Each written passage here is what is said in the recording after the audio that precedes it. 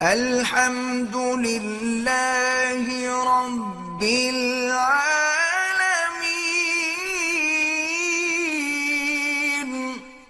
حکمت بھی لکھی ہے کہ 40 دن اگر کوئی شخص پابندی سے نماز جماعت کے ساتھ پڑھتا رہے تو انشاءاللہ وہ نمازی ہو جائے، اس کی اصلاح ہو جائے، اللہ اس کو بے نمازی ہونے سے بچا لیں گے، چونکہ 40 کے عدد میں اللہ کی کوئی حکمت ضرور ہے کہ اللہ نے موسیٰ علیہ السلام کو بھی 40 دن کے لیے طور پہ بلایا، وَتَمَّ مِيقَاتُ رَبِّهِ 40 لَيْلَةً۔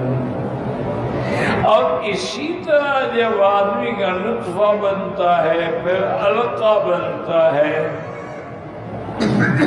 پھر مضغہ، اس میں 40 دن کا فرق ہے۔ تو اس لیے علماء کہتے ہیں اس کا معنی یہ ہے کہ 40 دن کے بعد کوئی نہ کوئی تبدیلی ضرور آتی ہے۔ اسی لیے بزرگوں نے، جیسے تبلیغ والوں نے 40 دن کے لیے چلا رکھا ہوا ہے، بعض اولیاء اللہ جو تھے اپنے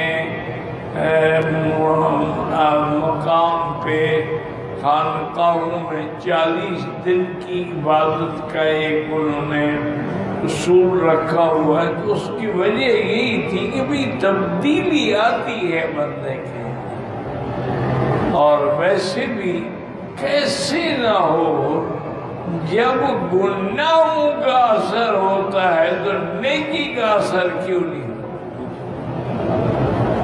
دیکھیں نا، گناہ کا بھی تو اثر ہے، تو جب آپ نیکی کریں گے، باوضو ہوں گے، نیت خالص ہوگی، اور مدینے پاک کی مسجد حضور کی مسجد ہوگی، اور 40 نمازیں جماعت سے پڑھو گے تو تمہارے اندر بھی تبدیلی آئے گی۔ واللہ اعلم۔ اللہم صلی علی سیدنا محمد وعلی آل سیدنا محمد۔